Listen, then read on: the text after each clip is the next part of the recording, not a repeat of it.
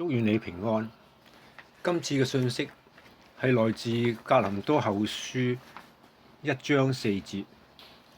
保祿話：是天主在我們的各種磨難中常安慰我們，為使我們能以自己由天主所親受的安慰，去安慰那些在各種困難中的人。保祿係要我哋做天主安慰人嘅工具。佢自己先立咗一個表樣，將佢喺過往無數磨難中所總結嚟自天主安慰嘅經驗，透過書信去安慰當時嘅信徒，亦間接透過聖經嘅流傳，安慰我哋呢啲喺後世信從主嘅人。我自己現時同大家嘅分享，亦都係參考保祿嘅經驗，學習做天主嘅工具。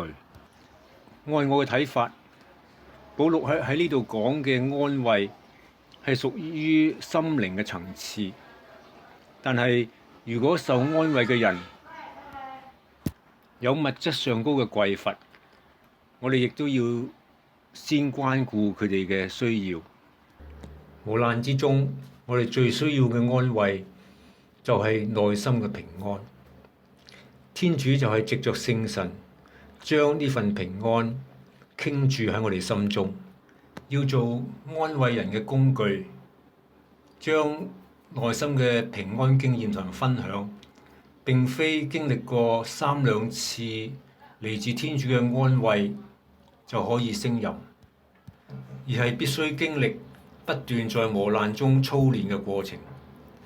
正如保祿喺羅馬書5章4節嗰度講：磨難生忍耐，忍耐生老練，老練生望德，望德不叫人蒙羞。喺呢個操練嘅過程中，信德不斷提升，逐步到達一個唔懷疑嘅程度。呢個係得享平安其中一個重要嘅元素。此外，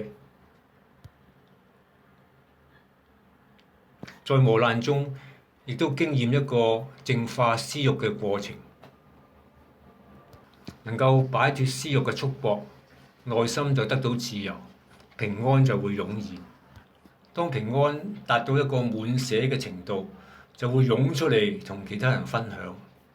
正如耶穌所講：從他心中要流出活水江河。你願唔願意做天主安慰人嘅工具，將你內心平安嘅經驗同人分享？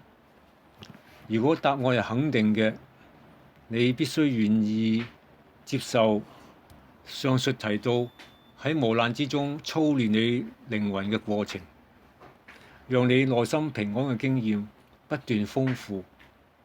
咁樣要達成你嘅願望就指日可待。